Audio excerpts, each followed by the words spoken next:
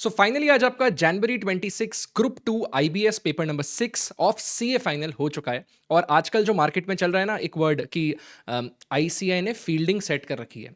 It won't be wrong to say after the completion of this attempt. First of all जिनका भी ये पूरा successfully group 1 और group 2 जो लोग एग्जाम देने गए, big kudos to them, congratulations to them, and I highly wish hope कि आप लोगों का ये अटेम्प्ट लास्ट अटेम्प्ट हो, आपको वापस जिंदगी में ऐसा कोई एग्जाम देने की जरूरत ना पड़े। However, on a practical front, let us analyze कि ये अटेम्प्ट था कैसे, बिकॉज ये अटेम्प्ट थोड़ा डिफरेंट तो डेफिनेटली था। अब गड़े मुर्दे उखाड़ के क्या मतलब सर, अब तो पेपर्स हो चुके हैं। गड़े मुर्दे नहीं उखाड़ रहे हैं हम लोग प्रिपेयर कर रहे हैं अपने आप को फॉर May 26 एंड September 26। तो या तो कोई डायरेक्ट May 26 September 26 वाला स्टूडेंट है तो इस वीडियो को स्पेशली देखना है एंड तक, बिकॉज आपके लिए बहुत सारी इंसाइट्स हैं। कुछ बच्चे जो जनवरी 26 के थे जो इस वीडियो को देख रहे हैं, एक तो हम आईबीएस के पेपर का डिस्कशन करने वाले हैं, और उसके अलावा ओवरऑल सारे ही जितने भी अभी तक पेपर्स हो इनका थोड़ा डेप्थ में एक क्वालिटेटिव जेन्युइन डिस्कशन करते हैं। एक हवाई बात नहीं, डिफिकल्ट इजी ये सब नहीं, थोड़ा डेप्थ में जाके समझते हैं कि भाई क्या डिफरेंट था, क्या नया था, और क्या हमको अपने आप को बेटर प्रिपेयर करना, इक्विप करना है बिफोर May 26 एग्जाम्स। पहली बात तो जिनका भी पेपर हो चुका है, आप लोग अब थोड़े दिन एंजॉय करिए, बट थोड़े दिन एंजॉय करके वापस से अब तो हर जगह सोल्यूशंस आपको यूट्यूब पे मिलने लगी जाएंगे। एक बार बैठ के एक शॉर्ट एनालिसिस कर लेना अपने पेपर्स का। उस एनालिसिस के बाद अगर आपको लग रहा है कि बहुत ही क्लियरली डाउटफुल ही है, तो बेटर यही होगा कि अपनी तैयारी आप अगले अटेम्प्ट की शुरू कर दो, क्योंकि अब बहुत कम टाइम मिलता है रिजल्ट के बाद। इस वीडियो में हम ये भी डिस्कस करने वाले हैं कि क्या ग्रेस मार्क्स के चांसेस हैं, क्या रिजल्ट परसेंटेज, पासिंग परसेंटेज रहने वाला है, और क्या ग्रुप 1 ग्रुप 2 का प्रपोर्शन रहने वाला है, कब रिजल्ट एक्सपेक्टेड डेट्स हैं। तो सारी ही चीज़ों का डिस्कशन हो जाएगा। थोड़ा बड़ा हो सकता है वीडियो, प्लस इस वीडियो में एंड तक बने रहना, मजा आएगा। मजा से ज़्यादा हमको अवेयरनेस आएगी, जो कि ज़्यादा ज़रूरी है। तो सबसे पहले हम बात करते हैं पेपर नंबर 1 एफआर के बारे में। आईबीएस पे आ रहा हूं, बट पेपर नंबर 1 से शुरू करते हैं। एफआर एफआर का पेपर अब की बार luckily MCQs average, descriptive average, and overall paper was average. Paper definitely lengthy था, एफआर का पेपर था तो लेंदी होना ही था। बच्चों का पेपर कंप्लीट नहीं हुआ, 80-85 मार्क्स का स्टूडेंट्स अटेम्प्ट कर पाए एवरेज बेसिस पे। थ्योरी बेस्ड पेपर ज्यादा था। अक्सर हम लोग सिर्फ प्रैक्टिकल की तैयारी करके जाते हैं, थ्योरी की तैयारी कम करते हैं। तो जिन्होंने भी थ्योरी को एकदम बैकफुट पे रखा था, थोड़ा सा वो मात खाए होंगे, बिकॉज थ्योरी बेस्ड पेपर ज्यादा था अब की बार। एक बात मैं आपको बता देता हूँ, मोस्टली आईसीएस स्टडी मटेरियल के क्वेश्चंस थे, mostly. In fact question number 1 was अब की बार पिछले इतने अटेम्प्टों में आप कंपेयर कर लो, सबसे इजी क्वेश्चन था क्वेश्चन नंबर 1, जो यूजुअली जिसमें कुछ ना कुछ ट्रिकी एडजस्टमेंट होता है। तो थियरी बेस्ड था, क्वेश्चन नंबर 1 थोड़ा इजी था। ICI study module based paper ज्यादा था। कुछ नए क्वेश्चंस भी टेस्ट किए गए थे इंडेस 16 के, और कुछ माइनर एडजस्टमेंट्स हर क्वेश्चन में इधर उधर दिखे थे, जो कि मैनेजेबल थे। तो ओवरऑल एफआर का जो पेपर था वो अब की बार एवरेज कैटेगरी का था। इस पेपर में हम एक्सपेक्ट कर सकते हैं कि बच्चों के 60+ भी आएंगे। नेक्स्ट हम बात करते हैं one of the papers of this time, group 1 के स्टूडेंट्स स्पेशली जिसमें परेशान हुए हैं, वो है paper of AFM. The MCQs were above average, the descriptive part was again above average, and overall paper was above average.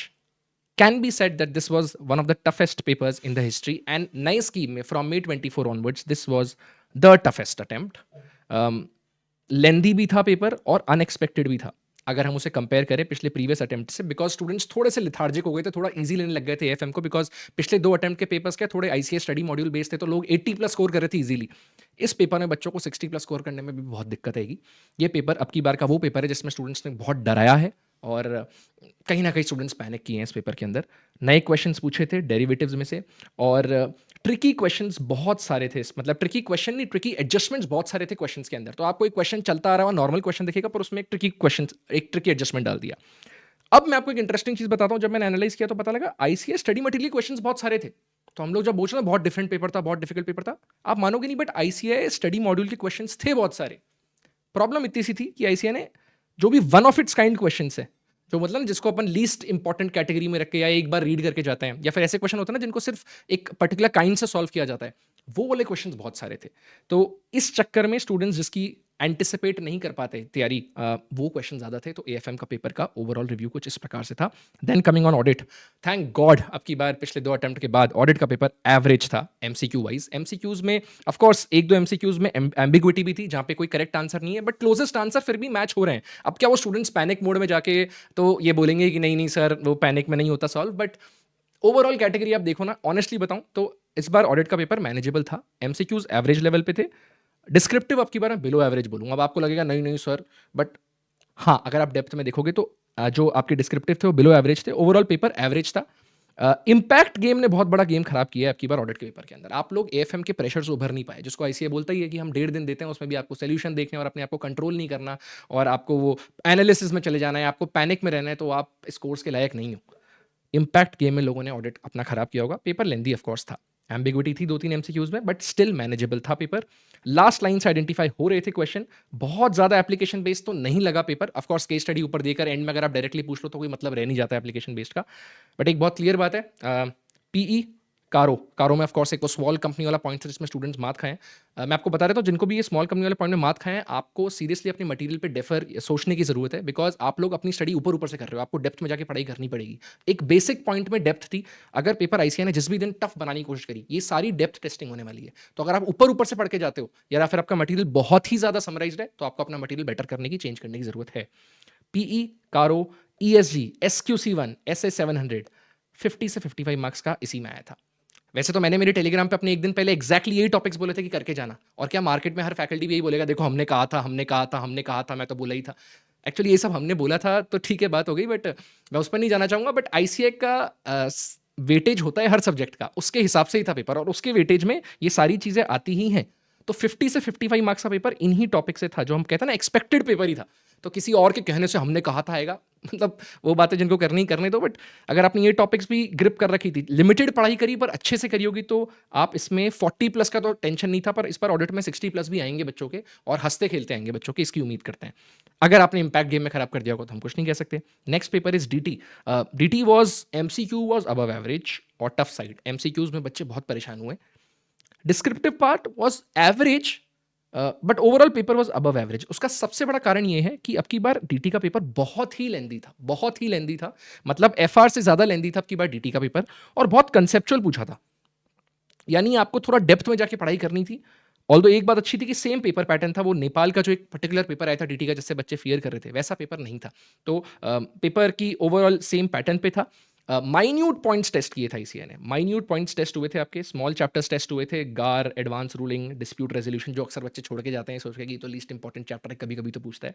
तो बोलते हैं ना, थोड़ा सा अनएक्सपेक्टेड आईसीआई टॉपिक वाइज खेल गया। एंड ओल्ड रेट्स जो थी वो टेस्ट हुई, बच्चे नए रेट्स की तैयारी करके जाते हैं, ओल्ड रेट्स टेस्ट हो गई।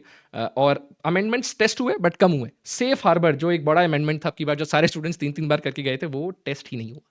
तो कह लो आईसीआई कभी भी टेस्ट कर सकता है, नेक्स्ट अटेम्प्ट में टेस्ट कर सकता है। हाई वेटेज था ट्रस्ट चैप्टर को, एनआर टैक्सेशन का ट्रिकी क्वेश्चन था, और कैपिटल गेन में लीस्ट आस्क्ड टॉपिक्स में से क्वेश्चन पूछे गए थे, जो आप यूजुअली 1.5 डेज एलडीआर क्वेश्चंस में नहीं रखते हो।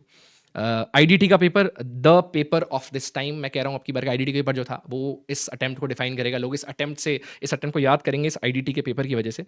तो जो आईडीटी का पेपर था आपकी बार, वो above average MCQs, above average descriptive, and overall tough category. Because अगर आपका डिस्क्रिप्टिव भी अबर एवरेज है, अबव एवरेज है, आपका एमसीक्यू भी अबव एवरेज है, तो आपका पेपर का ओवरऑल जो था ना, वो टफ कैटेगरी हो जाता है। This was one of the toughest paper of all time, नए अटेम्प्ट नहीं, ऑल टाइम। आईडीटी का पेपर इतना ज़्यादा आउट ऑफ बॉक्स नहीं आता यूजुअली आईसीए की तरफ से, बट दिस टाइम था। तो एक वार्निंग साइन था कि भाई आईडीटी को हल्के में जो ले रहे हैं ना लोग, आईडीटी को भी अपनी, बोलता है ना, कुर्सी की पेटी बांध लीजिए। Very detail testing, very detail testing, और पेपर लेंदी तो ऑफकोर्स था ही। बारीकियां टेस्ट हुई हैं, बहुत थ्योरी बेस्ड पेपर भी था और इंटरलिंकिंग बेस्ड पेपर भी था। यानी अगर आपको पहला क्वेश्चन आया तो उससे दूसरा क्वेश्चन आएगा, दूसरे से तीसरा आएगा, ऐसे एमसीक्यूज में बहुत ज़्यादा इंटरलिंकिंग थी। तो या तो आपको पूरे नंबर मिलेंगे या 0 नंबर मिलेंगे अगर आपको नहीं आता होगा तो वैल्यू ऑफ सप्लाई और आईटीसी क्वेश्चन ने बच्चों को बहुत परेशान किया। और अमेंडमेंट्स टेस्ट हुए थे, सितंबर 25 के भी हुए थे, जनवरी 26 के भी हुए थे। बट ओवरऑल आईडीटी का पेपर जैसा नहीं आता अक्सर, वैसा पेपर आया था, which made it one of the toughest papers. And उसके बाद बच्चों ने ऑलमोस्ट, बहुत बच्चे ने तो गिव अप ही कर दिया। उसके बाद हम आते हैं डिस्कशन पे आईबीएस के पेपर में। आईबीएस के पेपर में अब क्या हुआ ना, अब की बार जो आईबीएस के पेपर जो आज आया वो अबव एवरेज तो था, एमसीक्यूज भी अबव एवरेज थे और डिस्क्रिप्टिव भी अबव एवरेज था, ओवरऑल पेपर का लेवल अबव एवरेज था। अब प्रॉब्लम ये है कि बच्चे इसको कंपेयर कर रहे हैं पिछले अटेम्प्टों से, मिक्स्ड फीडबैक्स है। कुछ बच्चों ने बोला it was not as difficult as सितंबर 25, कुछ बच्चों ने बोला it was of similar level, कुछ ने भी बोला कि बहुत ज्यादा टफ, उससे भी ज्यादा टफ था। मोटा मोटा बात यह है कि सारी नई केस स्टडीज थी, एक्सपेक्टेड था। लॉ और कॉस्टिंग का वेटेज ज़्यादा था, जो कि कह लो थोड़ा सा बच्चों को चुभता है, क्योंकि लॉ कॉस्टिंग की तैयारी हमारी इतनी अच्छी होती नहीं है।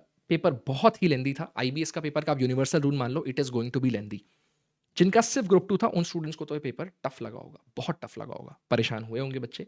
पता है सबसे बड़ी प्रॉब्लम क्या आईबीएस के साथ, स्टूडेंट्स ना पेपर देखने के बाद सिर्फ सोचते हैं कि आंसर कहीं ना कहीं हमें मिल जाए। आपको थोड़े बहुत भी फॉर्मूले आते हो, थोड़ा बहुत भी बेसिक आता हो, कंसेप्ट समझ आ गए, तो अटेम्प्ट खुद करने की कोशिश करनी होती है, जिसका पर्पस था।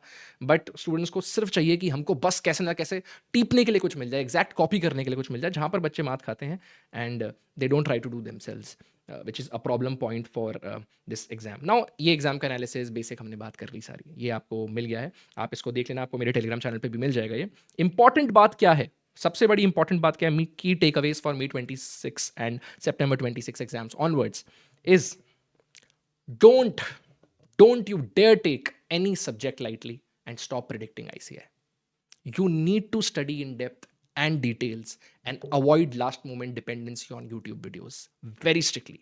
There is no substitute to hard work and you need to get serious from today itself. अगर आपका May 26 या September 26 में एग्जाम है तो सिर्फ 100 दिन बचे हैं, एक एक दिन वेस्ट किया हुआ जो है अब वो आपको चुभेगा आपके रिजल्ट के टाइम के, आपके पेपर्स के टाइम पर। और दूसरी बात मैं बता देता हूँ, अभी से सीरियस होना पड़ेगा और अभी से सैक्रिफाइस शुरू करने पड़ेंगे। and you can join my telegram channel and please subscribe to my youtube channel for very exam focused quality content. मैं आपके लिए बहुत बड़ा सरप्राइज ला रहा हूँ थोड़े दिनों में, बट मैं आपके साथ जुड़ा हुआ हूँ अब आपके नेक्स्ट अटेम्प्टों में। हम लोग बहुत साथ में मिलकर प्लान करेंगे, बहुत क्वालिटी डिस्कशंस करेंगे, क्वालिटी टॉपिक्स पर, और कोई फालतू की बात नहीं करेंगे, कोई कमर्शियल्स की बात नहीं करेंगे। बहुत अच्छा और डेप्थ में डिस्कशन करना है और हमको राइट गाइडेंस मैं आपको दूंगा आपका मेंटोर बन के, ताकि आपका नेक्स्ट अटेम्प्ट लास्ट अटेम्प्ट बन पाए। फिलहाल जिनका अटेम्प्ट हो चुका है, थोड़ा दिन निकालो, एंजॉय करो, you deserve that break, but वापस पेपर्स का एनालिसिस करके आपको तैयारी शुरू करनी पड़ेगी। अब कुछ इंपॉर्टेंट चीज़ें जिसके बारे में आपको बड़ा बड़ा मतलब वो रहता है ना कि स्टूडेंट्स को कि यार ये बता दो सर, बस ये बता दो हमको। तो scope of bonus, grace marks and lenient checking, I will be very honest, इसमें और डेप्थ में और एनालिसिस करेंगे अपन, बट फिलहाल के लिए मैं आपको बोल सकता हूँ ग्रुप 1 में AFM और ग्रुप 2 में IDT, इसमें ये चांस है। बाकी पेपर्स में नहीं कह सकते। अगर ICI का रिजल्ट परसेंटेज अगर ऑलरेडी हायर आ तो फिर वो ग्रेस मार्क्स भी नहीं मिलेगा। एक्सपेक्टेड रिजल्ट जो डेट है वो आपकी रहेगी end of first week of March, is what I understand seeing the past trend analysis. और आज अभी जो पेपर्स खत्म हो रहे हैं उसके बाद कैसा रिजल्ट कब डेट को आना चाहिए। And expected passing percentage should be for both groups 15%, for group 1 20 to 25%, because group 1 में ज़्यादातर बच्चे के जिनके भी AFM एग्जाम्ट होगी उनके लिए तो बहुत अच्छा चांस है क्लियर होने का, और जिन्होंने थोड़ा बहुत भी AFM संभाल लिया होगा उनका FR ऑडिट ने कवर कर लिया होगा, तो 20 to 25%। प्लस जो ग्रुप 2 स्टूडेंट्स हैं, ग्रुप 2 स्टूडेंट्स बेचारे परेशान हुए हैं अब की बार, उनका result I am expecting 15 to 20%। This is purely my opinion, nothing is official. ICI कुछ भी कभी भी कैसे भी कर सकता है, यही हमारी लर्निंग थी इस अटेम्प्ट से। और कह लो ये अटेम्प्ट सिर्फ एक ट्रेलर था, पिक्चर भी बाकी है मेरे दोस्त। May 26 September 26 सीट की पेटी बांध लीजिए। मैं आपके साथ जुड़ा हुआ हूँ, प्लीज़ कमेंट्स में बताना कि आपके क्या व्यूज़ हैं एग्ज़ाम को लेकर, कैसे आपकी मैं हेल्प कर सकता हूँ। आप मुझसे टेलीग्राम पे भी कनेक्ट कर सकते हैं। Let's make this a very strong community and good discussions and focus on our next attempt and let's make it the last attempt. All the very best.